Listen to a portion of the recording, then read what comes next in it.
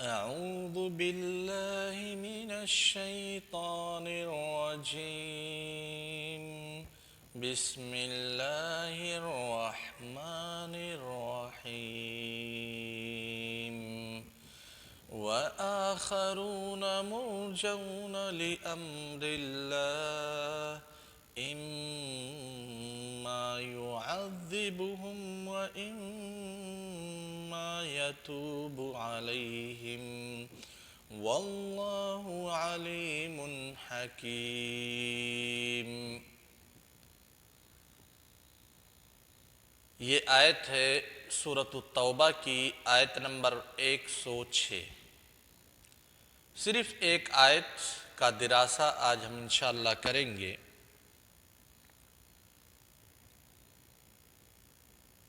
اس سے پہلے اللہ تبارک و تعالی نے ان مومنین کا تذکرہ کیا جو لوگ غزوہ تبوک سے پیچھے رہ گئے تھے، لیکن پھر ان کو اپنی غلطی کا احساس ہوا، اپنی گناہوں کا اعتراف کیا اور ان لوگوں نے اپنے آپ کو رسیوں سے باندھ لیا، یہاں تک کہ اللہ کے رسول صلی اللہ علیہ وسلم آئے اور ان کو ان کے رسیوں سے آزاد کرایا۔ پھر وہ لوگ اپنی مال و دولت کو لے کر کے رسول صلی اللہ علیہ وسلم کے پاس آئے اور کہے کہ آپ ہم سے ہمارا یہ مال لے لیجئے، کیونکہ اسی مال و دولت کی چاہت نے ہم کو آپ کے ساتھ جنگ میں شریک ہونے سے روک دیا تھا۔ یہاں پہ انہی لوگوں کا تذکرہ ہے جو لوگ غزوہ تبوک میں شریک نہیں ہو پائے تھے۔ ایک تیسری قسم کے لوگ ہیں جن کا تذکرہ اللہ تبارک و تعالی نے اس آیت میں کیا ہے۔ ان لوگوں کے اندر بھی ایمان تھا، ایمان کی حرارت موجود تھی، لیکن تکاسلی، تکاہلی اور سستی کی وجہ سے یہ لوگ جنگ میں نہیں شریک ہوئے۔ یہ تین لوگ تھے: مرارہ بن الربیع، کعب بن مالک اور ہلال بن امیہ۔ مکہ، مرارہ بن الربیع، کعب بن مالک اور ہلال بن امیہ رضی اللہ عنہ۔ یہ تین صحابہ کرام ایسے تھے جو صرف اور صرف سستی کی وجہ سے غزوہ تبوک سے پیچھے رہ گئے۔ کعب بن مالک رضی اللہ تعالی عنہ نے اس واقعے کو بہت ہی سنجیدگی کے ساتھ بیان کیا ہے احادیث کے اندر، اور بہت ہی افسوس کے ساتھ کہ کیسے ان لوگوں کی زندگی گزری تھی ان ایام میں، جن ایام میں اللہ کے رسول صلی اللہ علیہ وسلم اور صحابہ کرام نے ان سے لا تعلقی قائم کی اور قطع کلامی کو جائز ٹھہرایا۔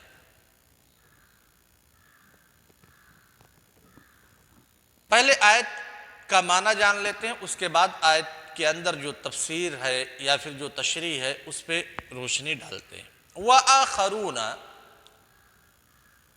یعنی جو لوگ غزوہ تبوک سے پیچھے رہ گئے ان میں سے ایک کیٹیگری یہ بھی ہے مرجونا اسم مفعول ہے ارجاء سے، الارجاء بمعنی التاخیر، اسی سے ہے مرجیہ۔ ارجاء کا مطلب مؤخر کرنا، پیچھے کر دینا، اور اسی سے ہے مرجیہ۔ مرجیہ ایک فرقہ ہے۔ مرجیہ ان لوگوں کو کہا جاتا ہے جو ایمان میں عمل صالح کو داخل نہیں کرتے بلکہ عمل صالح کو ایمان سے مؤخر مانتے۔ تو مرجونا اسم مفعول ہے مؤخرونا کے معنی میں، یعنی چند لوگ ایسے ہیں جن کے انجام کو مؤخر کیا گیا ہے کہ کیا ان کے توبہ کو قبول کیا جائے گا یا توبہ کو قبول نہیں کیا جائے گا، یا ان کے اوپر نفاق کا حکم لگایا جائے گا یا نہیں لگایا جائے گا، یہ معاملہ مؤخر ہے لِأَمْرِ اللہ، اللہ تبارک و تعالیٰ کے حکم کے آنے تک۔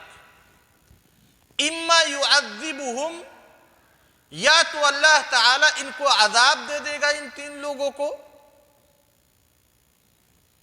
او وَإِمَّا يَتُوبُ عَلَيْهِمْ، یا اللہ تبارک و تعالیٰ ان کے توبہ کو قبول کرے گا۔ جب تک اللہ تعالیٰ کا کوئی حکم نہیں آ جاتا تب تک ان تین لوگوں کا معاملہ پینڈنگ میں رہے گا۔ اور اے مسلمانوں، اے نبی کریم صلی اللہ علیہ وسلم، آپ ان تین لوگوں سے قطع تعلقی کو برقرار رکھیے، ان سے بات چیت نہیں کیجیے گا، ان کے ساتھ مواکلت، مشاربت، مجالست، ساری چیزیں آپ ترک کر دیجیے۔ اما یعذبہم، یا تو اللہ تعالیٰ ان کو عذاب دے دے، وَإِمَّا يَتُوبُ عَلَيْهِمْ، یا اللہ تبارک و تعالیٰ ان کے توبہ کو قبول کرے گا۔ دونوں میں سے کوئی بھی سچویشن، کوئی بھی صورتحال پیدا ہوگی تو اللہ تعالیٰ آپ کو باخبر کریں گے، مسلمانوں کو باخبر کریں گے۔ واللہ علیم حکیم، اللہ تعالیٰ جاننے والے ہیں، حکمت والے ہیں، یعنی جاننے والے ہیں کہ ان کو عذاب ملے گا یا ان کے توبہ کو اللہ تعالیٰ قبول کرے گا، اور حکمت والے ہیں کیونکہ اللہ تعالیٰ نے ان کے توبہ کو فوراً قبول نہیں کیا، ان کے انجام کو اللہ تعالیٰ نے مؤخر کر دیا ہے کسی ایک حکمت کے پیش نظر۔ اب آتے ہیں تفسیر پہ۔ جو لوگ جنگ تبوک سے یا غزوہ تبوک سے پیچھے رہ گئے، قرآن کریم نے ان لوگوں کو تین حصوں میں منقسم کر دیا۔ سب سے پہلے بتلایا منافقین کو، مردوا علی النفاق، وہ لوگ جو نفاق پر مستمر رہے، غزوہ تبوک میں پیچھے نہیں رہے، غزوہ تبوک سے پیچھے رہ گئے، غزوہ تبوک میں شریک نہیں ہوئے، اور یہ انہی لوگوں کی تعداد زیادہ تھی جو لوگ غزوہ تبوک سے پیچھے تھے، یعنی منافقین کی۔ دوسرے نمبر پہ وہ مسلمان ابو لبابہ اور ان کے ساتھی جو غزوہ تبوک سے پیچھے رہے لیکن انہیں اپنی گناہوں کا اعتراف تھا اور ان کا واقعہ گزر چکا ہے۔ اور یہ تیسرے لوگ تھے، مرارہ ابن الربیع، کعب بن مالک اور ہلال بن امیہ۔ یہ تیسری قسم کے لوگ ہیں جن کے نہ تو نفاق کو اللہ تعالیٰ نے ظاہر کیا، نہ ہی ان کے توبہ کو قبول کیا، بلکہ ان کے معاملے کو مؤخر کر دیا۔ اب اگر کعب بن مالک رضی اللہ تعالی عنہ کی وہ حدیث ہم سنیں جس میں کعب بن مالک رضی اللہ تعالی عنہ یہ دردناک واقعہ بیان کرتے ہیں تو یقیناً ہماری آنکھیں نم ہو جائیں گی۔ ذرا وہ حدیث ہم لوگ سنتے ہیں۔ یہ ایک لمبی حدیث ہے جس کی تخریج امام بخاری اور امام مسلم رحمہم اللہ وغیرہ نے کی ہے۔ بیان کرتے ہیں کعب بن مالک رضی اللہ تعالی عنہ کہتے ہیں کہ لم اتخلف عن رسول اللہ صلی اللہ علیہ وسلم فی غزوۃ غزاها قط الا فی غزوۃ تبوک، کہ غزوہ تبوک کے علاوہ میں نے کسی دوسرے جنگ میں اللہ کے رسول صلی اللہ علیہ وسلم کا ساتھ نہیں چھوڑا۔ غزوہ بدر میں بھی میں شریک نہیں ہو سکا تھا، لیکن اللہ کے رسول صلی اللہ علیہ وسلم نے غزوہ بدر میں جو لوگ شریک نہیں ہوئے تھے ان میں سے کسی کا مواخذہ نہیں کیا تھا۔ یہ پہلا وہ غزوہ تھا غزوہ تبوک جس میں اللہ کے رسول صلی اللہ علیہ وسلم سے میں پیچھے رہ گیا۔ کہتے ہیں ایسا نہیں کہ ایمان کی حرارت میرے اندر کم تھی، ایمان کی قوت یا ایمان کا نور میرے اندر کم تھا، میں نے اللہ کے رسول صلی اللہ علیہ وسلم کے ساتھ بیعت عقبہ میں شرکت کی، اور جتنے بھی غزوات اللہ کے رسول صلی اللہ علیہ وسلم نے لڑے ہر ایک غزوہ میں میں آپ کے ساتھ تھا۔ اور یہ اللہ تعالیٰ کی آزمائش دیکھیے کہ غزوہ تبوک میں جب غزوہ تبوک کا آپ صلی اللہ علیہ وسلم نے ارادہ کیا، اس وقت میرے یہاں خوشحالی بہت زیادہ تھی۔ غزوہ تبوک کی میعاد سے پہلے اللہ کی قسم میرے پاس کبھی 2 سواری کا انتظام نہیں تھا، لیکن جب غزوہ تبوک کی آپ نے تیاری کی تو میرے پاس 2 سواریاں تھیں۔ بہت ہی سخت گرمی کا موسم تھا، درختوں میں پھل آنے والے تھے، تازہ تازہ کھجور آنے والے تھے، میں انہی کا انتظار کر رہا تھا۔ اس کے بعد کہتے ہیں کہ اللہ کے رسول صلی اللہ علیہ وسلم اور مسلمان تیار ہو گئے، اور میں بھی سوچ رہا تھا کہ آپ صلی اللہ علیہ وسلم کے ساتھ یہ جنگ کرنے کے لیے تیار ہو جاؤں گا۔ کہتے ہیں فَأَرْجِعُ وَلَمْ أَقْضِ شَيْئًا وَأَقُولُ فِي نَفْسِي أَنَا قَادِرٌ عَلَى ذَلِكَ، کہ ایسے ہوتا تھا، کہتا تھا کہ کل تیاری کر لوں گا، دن گزر جاتا میں کچھ نہیں کر پاتا، پھر میں سوچتا جب میں چاہوں تب میں تیاری کر لوں گا جنگ میں شرکت کی۔ ایسے ایسے دن گزرتے گئے اور میں کوئی تیاری نہیں کر سکا۔ اس کے بعد مجھے احساس ہوا کہ مسلمانوں کی فوج جا چکی ہے دور۔ کہتے ہیں پھر میں سمجھ گیا کہ کاش میں بھی مسلمانوں کے ساتھ شریک ہو جاتا، لیکن یہ میرے مقدر میں نہ تھا۔ کہتے ہیں اس کے بعد جب مسلمانوں کا قافلہ چلا گیا، میں مدینہ کی گلیوں میں چکر لگایا کہ کون لوگ اس جنگ میں شریک نہیں ہوئے ہیں، تو پایا کہ منافقین ہی کی وہ جماعت ہے جو اس جنگ سے پیچھے، یا ایسے معذور لوگوں کی جماعت ہے جن کے عذر کو اللہ تعالیٰ نے آلریڈی قبول کر لیا ہے۔ پھر اس کے بعد کہتے ہیں کہ راستے میں اللہ کے رسول صلی اللہ علیہ وسلم نے میرا کوئی تذکرہ نہیں کیا اپنے ساتھیوں سے۔ جب تبوک کے موقع پہ پہنچے تو اللہ کے رسول صلی اللہ علیہ وسلم نے پوچھا لوگوں سے کعب ابن مالک کہاں ہے؟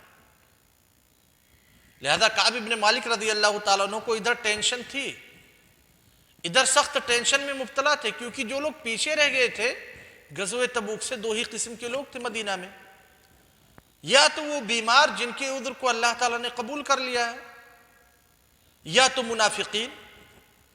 کعب ابن مالک کہتے ہیں کہ میں تو بیمار تھا نہیں، لہذا میرا شمار کن لوگوں میں کیا جائے گا؟ منافقین میں کیا جائے گا۔ بہت بڑا ٹینشن تھا۔ اللہ کے رسول صلی اللہ علیہ وسلم جب تبوک کے مقام پہ پہنچے، سوال کیا ما فعل کعب ابن مالک، کعب ابن مالک رضی اللہ تعالی عنہ کا کیا ہوا، کیوں نہیں آئے؟ ایک صحابی نے جواب دیا، ان کے بارے میں سخت سست کہا، لیکن وہیں پہ معاذ بن جبل رضی اللہ تعالی عنہ نے کعب ابن مالک رضی اللہ تعالی عنہ کا دفاع کیا۔ خیر جنگ ہوئی، اس کے بعد کعب ابن مالک رضی اللہ تعالیٰ عنہ کہتے ہیں فَلَمَّا بَلَغَنِي أَنَّ رَسُولَ اللَّهِ صلی اللہ علیہ وسلم قَدْ تَوَجَّهَ قَافِلًا مِّن تَبُوک، جب مجھے یہ معلوم ہوا کہ اللہ کے رسول صلی اللہ علیہ وسلم تبوک سے واپس آ رہے ہیں، حضرنی بثی فطفقت اتذکر الکذب واقول بما اخرج من سخطی غدا۔ کہتے ہیں کہ جب مجھے پتا چلا کہ اللہ کے رسول صلی اللہ علیہ وسلم واپس آ رہے ہیں تو میں بہانے تلاش کرنے لگا، حیلہ تلاش کرنے لگا کہ اللہ کے رسول صلی اللہ علیہ وسلم آئیں گے تو میں کون سا عذر پیش کروں گا، جھوٹ بولوں کہ میں بیمار تھا، یہ پریشانی تھی، وہ پریشانی تھی۔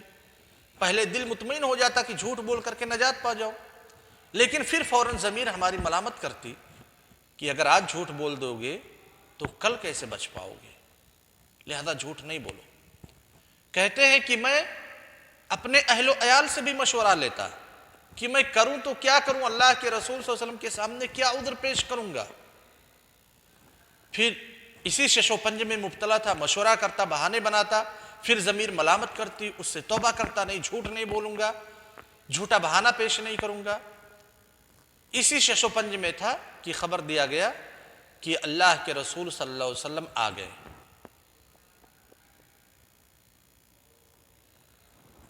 جب اللہ کے رسول صلی اللہ علیہ وسلم کے قدوم کی خبر ملی تو میں نے عزم مصمم کر لیا کہ میں جھوٹ نہیں بولوں گا، میں باطل کا سہارا نہیں لوں گا، جو سچ ہے وہ سچ میں بتلا دوں گا، اب چاہے میں نجات پاؤں یا اس پہ میرا مواخذہ ہو۔ کہتے ہیں وَسَبَّحَ رسول اللہ صلی اللہ علیہ وسلم قادما وَكَانَ إِذَا قَدِمَ مِن سَفَرٍ بَدَأَ بِالْمَسْجِدِ فَرَكَعَ فِيهِ رَكْعَتَيْنِ ثُمَّ جَلَسَ لِلنَّاسِ۔ اللہ کے رسول صلی اللہ علیہ وسلم آئے اور آپ صلی اللہ علیہ وسلم کا طریقہ یہ تھا، جب کسی جنگ سے کسی سفر سے آپ واپس آتے تو مسجد میں ٹھہرتے، 2 رکعت نماز پڑھتے اور لوگوں سے پھر کلام ہوتے، لوگوں سے بات چیت کرتے۔ تو آپ بات چیت کر ہی رہے تھے کہ میں اور میرے دونوں ساتھی یعنی مرارہ ابن الربیع اور ہلال بن امیہ یہ تینوں آئے۔ نبی صلی اللہ علیہ وسلم یا جتنے لوگ آئے، جتنے لوگ جنگ میں پیچھے رہ گئے تھے، وہ سارے کے سارے لوگ آئے، نبی صلی اللہ علیہ وسلم مسجد میں بیٹھے تھے، اپنی اپنی اعذار کو پیش کر رہے تھے۔ تقریباً 80 سے زائد لوگ تھے۔ اللہ کے رسول صلی اللہ علیہ وسلم نے ان تمام لوگوں کے اعذار کو قبول کر لیا اور ان کے لیے مغفرت کی دعا کی، اور ان کے جو راز تھے، دلوں کے جو احوال تھے، اس کو اللہ تعالیٰ کی طرف موکول کر دیا۔ کہتے ہیں میری باری آئی، میں بھی لائن میں لگا ہوا تھا، میں آیا، اللہ کے رسول صلی اللہ علیہ وسلم سے سلام کیا۔ نبی صلی اللہ علیہ وسلم مسکرائے، لیکن یہ شفقت اور محبت کی مسکراہٹ نہیں تھی، غصے کی مسکراہٹ تھی۔ پھر مجھ سے مخاطب ہوئے، کہے تعال، آؤ۔ کہتے ہیں میں چلتے ہوئے آیا، اللہ کے رسول صلی اللہ علیہ وسلم کے سامنے بیٹھ گیا۔ نبی صلی اللہ علیہ وسلم نے کہا ما خلفک، کیوں تم پیچھے رہ گئے؟ کہتے ہیں میں نے جواب دیا اللہ کے رسول صلی اللہ علیہ وسلم واللہ لو جلست عند غیرک من اہل الدنیا لرأیت انی سأخرج من سخطہ بعذر، کہ اللہ کے رسول صلی اللہ علیہ وسلم اگر آپ کے علاوہ کوئی دوسرا آدمی ہوتا تو میں کوئی نہ کوئی بہانہ پیش کر دیتا اور اس کے غضب سے میں نکل جاتا، لیکن آج میں جھوٹ نہیں بولوں گا، کیونکہ آج اگر جھوٹ بولوں گا تو کل میری رسوائی ہوگی۔ اللہ کے رسول صلی اللہ علیہ وسلم نے کہا کہ سیدھا جواب دو، تم کیوں نہیں شریک ہوئے، کیوں پیچھے رہ گئے؟ کہتے اللہ کے رسول صلی اللہ علیہ وسلم میرے پاس کوئی عذر نہیں، میں معذور نہیں ہوں، اور اللہ کی قسم اس غزوہ تبوک سے پہلے میری حالت اتنی بہتر نہیں تھی جتنی آج ہے، مالداری کے اعتبار سے بھی اور نشاط اور طاقت کے اعتبار سے بھی، یعنی نشاط اور قوت بھی میرے پاس موجود تھی، مالداری بھی، میں مالدار بھی تھا، اس کے باوجود میں پیچھے رہ گیا، اور پیچھے رہنے میں کوئی عذر نہیں ہے، میں کوئی عذر نہیں پیش کر سکتا۔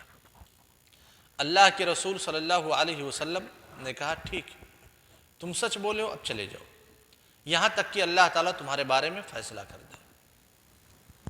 کہتے ہیں میں اٹھ کر کے چلا آیا۔ اس کے بعد کچھ لوگ بنو سلمہ کے میرے پاس آئے، کہا ما علمناک اذنبت ذنبا قبل هذا لقد عجزت في الا تكون اعتذرت الى رسول اللہ صلی اللہ علیہ وسلم بما اعتذر به الی المخلفون۔ کہتے ہیں لوگ پھر میرے اوپر جملے کسنے لگے۔ بنو سلمہ کے لوگوں نے کہا کہ اس سے پہلے تم نے کوئی گناہ نہیں کیا ہے، کسی گناہ کا ہم نے مشاہدہ نہیں کیا، اللہ کے رسول صلی اللہ علیہ وسلم نے مشاہدہ نہیں کیا ہے، تو ایسا بہتر ہوتا کہ جیسے دوسرے لوگوں نے عذر پیش کیا ویسے تم عذر پیش کر دیتے، اور پھر اللہ کے رسول صلی اللہ علیہ وسلم راضی ہو جاتے، تمہارے لیے بھی توبہ کر، تمہارے لیے بھی استغفار کر دیتے۔ کہتے ہیں نہیں، میں ایسا نہیں کروں گا۔ کہتے ہیں یہاں تک کہ وہ لوگ مجھے بار بار تاکید کرتے رہے، بار بار جملہ کستے رہے، میرے دل میں آیا کہ میں جا کر کے اللہ کے رسول صلی اللہ علیہ وسلم کے پاس پھر سے کہہ دوں کہ نہیں میرے پاس عذر ہے۔ اتنا ان لوگوں نے اصرار کیا، لیکن میں نے اپنے نفس پر کنٹرول کیا۔ کہتے ہیں ثم قلت لهم هل لقي هذا معي من احد، ان لوگوں سے میں نے پوچھا، بنو سلمہ کے لوگوں سے جو یہ اصرار کر رہے تھے کہ کیا دوسرے لوگوں کے ساتھ بھی ایسا معاملہ ہوا ہے میرے ساتھ جو برتاؤ ہوا ہے؟ لوگوں نے کہا ہاں 2 لوگ ہیں، ان دونوں لوگوں سے بھی یہی کہا گیا جو تم سے کہا گیا، ایک مرارہ ابن الربیع العامری ہیں اور ہلال ابن امیہ الواقفی ہیں، اور یہ دونوں لوگ ایسے تھے جو جنگ بدر میں شریک ہوئے تھے۔ اللہ تعالیٰ نے ان کو کہا تھا ان کے بارے میں جو لوگ بدری صحابی ہیں، اعملوا ما شئتم قد غفرت لکم، جو جی چاہے کرو میں نے تمہیں معاف کر دیا۔ تو ان بدری صحابہ کے بارے میں بھی، ہلال ابن امیہ اور مرارہ ابن الربیع کے بارے میں بھی اللہ کے رسول صلی اللہ علیہ وسلم نے وہی کہا ہے۔ قال فمضیت حین ذکروہما لی، اس کے بعد کہتے ہیں میرا عزم مصمم ہو گیا کہ میں دوبارہ اللہ کے رسول صلی اللہ علیہ وسلم کے پاس عذر پیش کرنے کے لیے نہیں جاؤں گا۔ کہتے ہیں وَنَهَا رسول اللہ صلی اللہ علیہ وسلم المسلمین عن کلامنا ایھا الثلاثہ، اللہ کے رسول صلی اللہ علیہ وسلم نے تمام مسلمانوں کو ہم 3 لوگوں سے گفتگو کرنے سے منع کر دیا۔ فاجتنبنا الناس، لوگ ہم سے کتراتے، قالوا وتغیروا لنا، لوگ بالکل بدل گئے، حتی تنکرت لی فی نفسی الارض، زمین مجھے پہچاننے سے انکار کر رہی تھی۔ فما ہی بالارض التی اعرف، کون سی وہ زمین ہے جسے میں جانتا ہوں؟ فلبثنا علی ذلک 50 لیلہ، 50 رات ہم نے اسی حالت میں گزاری، نہ اللہ کے رسول صلی اللہ علیہ وسلم گفتگو کر رہے ہیں، نہ تو کوئی مسلمان ہم سے گفتگو کر رہا ہے، یہاں تک کہ ہمارے اہل و عیال بھی ہم سے گفتگو نہیں کر رہے ہیں۔ یہ 50 رات ہم کیسے گزارے؟ کہتے ہیں فَأَمَّا صَاحِبَايَ فَاسْتَكَانَا وَقَعْدَا فِي بُيُوتِهِمَا يَبْكِيَانِ، کہ جو میرے دونوں ساتھی تھے مرارہ ابن الربیع اور ہلال بن امیہ، گھر میں بیٹھ کر کے رونے لگے۔ وَأَمَّا أَنَا فَكُنْتُ أَشَبَّ الْقَوْمِ وَأَجْلَدْهُمْ، میں نوجوان تھا، طاقتور تھا، فَكُنْتُ أَخْرُجُ فَأَشْهَدُ الصَّلَاةَ وَأَطُوفُ فِي الْأَسْوَاقِ وَلَا يُكَلِّمُنِي أَحَدٌ، کہتے دونوں لوگ تو گھر میں بیٹھ کر کے رونے لگے، لیکن میرے اندر صبر کا مادہ زیادہ تھا، میرے اندر قوت زیادہ تھی۔ کہتے میں نکلتا، نمازوں میں حاضر ہوتا، بازاروں میں جاتا، لوگوں سے ملاقات کرنا، وَلَا يُكَلِّمُنِي أَحَدٌ، مجھ سے کوئی بات نہیں کرتا تھا۔ وآتی رسول اللہ صلی اللہ علیہ وسلم فأسلم علیہ وهو فی مجلسی بعد الصلاة فأقول فی نفسی هل حرک شفتیہ برد السلام او لا، نماز کے بعد اللہ کے رسول صلی اللہ علیہ وسلم کے پاس آتا، ان سے سلام کرتا، اور صرف یہی میں آپ صلی اللہ علیہ وسلم کے چہرے انور کو دیکھتا کہ کیا آپ صلی اللہ علیہ وسلم نے جواب میں اپنے ہونٹوں کو جنبش دی ہے کہ نہیں دی ہے۔ ثم اصلی قریبا منہ واسارقہ النظر، کہتے ہیں میں آپ کے قریب ہی نماز پڑھتا، چپکے سے آپ کو دیکھتا کہ آپ میری طرف دیکھ تو نہیں رہے ہیں، اے کاش کہ آپ میری طرف دیکھ رہے ہیں۔ فَإِذَا أَقْبَلْتُ عَلَى صَلَاتِي نَظَرَ إِلَيَّ وَإِذَا الْتَفَتْتُ نَحْوَهُ أَعْرَضَ عَنِّي، کہتے جب میں نماز پڑھنے لگتا تو چونکہ چور نظروں سے رسول صلی اللہ علیہ وسلم کو دیکھتا رہتا تھا، تو جب میں نماز پڑھتا تو دیکھتا کہ آپ صلی اللہ علیہ وسلم مجھے دیکھ رہے ہیں، میرے دل کے اندر خوشی پیدا ہوتی کہ شاید آپ مجھ سے بات کریں گے، لیکن جیسے ہی نماز پڑھ کر کے فارغ ہوتا، اللہ کے رسول صلی اللہ علیہ وسلم مجھ سے اعراض کر جاتے، نہیں دیکھتے۔ حتی اذا طال ذلك علی من جفوة المسلمین مشیت حتی تصورت جدار حائط ابی قتادہ وهو ابن عمی واحب الناس الی فسلمت علیہ فواللہ ما رد علی السلام، کہتے میں بالکل غمگین ہو گیا، مایوس ہو گیا، ابو قتادہ رضی اللہ تعالی عنہ کے باغ کے دیوار کے پاس میں پہنچا، اور ابو قتادہ ابن عمی میرے چچا کے لڑکے تھے، یعنی میرے بھائی تھے، چچا زاد بھائی تھے، وَأَحَبُّ النَّاسِ إِلَيْهِ، اور سب سے زیادہ ان سے بنتی تھی، بہت محبوب تھے میرے نزدیک، ہم دونوں کے اندر بہت صداقت تھی، بہت محبت تھی۔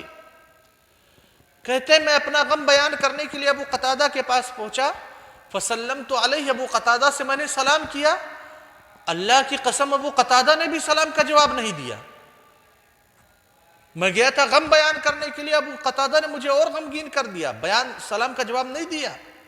فقلت له، میں نے ابو قتادہ سے کہا، یا ابا قتادہ انشدک باللہ هل تعلمن انی احب اللہ ورسولہ، میں تم سے سوال کر رہا ہوں، میں اللہ کا واسطہ دیتا ہوں، کیا تم یہ نہیں جانتے کہ میں اللہ اور اس کے رسول سے محبت کرتا ہوں؟ میں سلام کر رہا ہوں، تم جواب نہیں دے رہے ہو، تو کیا تمہیں یہ نہیں معلوم کہ میں اللہ اور اس کے رسول سے محبت کر رہا ہوں؟ اس کا جواب دو۔ کہتے فسکت، خاموش ہو۔ فعودت فناشدته، دوبارہ میں آیا، دوبارہ میں نے ان کا سہارا لیا۔ فسکت، خاموش ہو گئے۔ تیسری مرتبہ میں نے ان سے یہی سوال پوچھا کہ کیا میں اللہ اور اس کے رسول سے محبت نہیں کرتا ہوں؟ کیا تم شک کرتے ہو؟ کہا اللہ ورسولہ اعلم، کہا میں کچھ نہیں کہہ سکتا، میں نہیں جانتا تم محبت کرتے ہو کہ نہیں، اللہ اور اس کے رسول بہتر جانتے ہیں۔ حضرت کعب بن مالک رضی اللہ تعالیٰ عنہ کہتے ہیں جب ابو قتادہ سے میں نے یہ جواب سنا تو میری آنکھوں میں آنسو آ گئے، میری آنسو بہنے لگے، کیونکہ ابو قتادہ سب سے زیادہ مجھ سے محبت کرتے تھے اور میں ان سے سب سے زیادہ محبت کرتا تھا۔ آج وہی میرا جگری دوست، میرا اپنا بھائی، چچے زاد بھائی،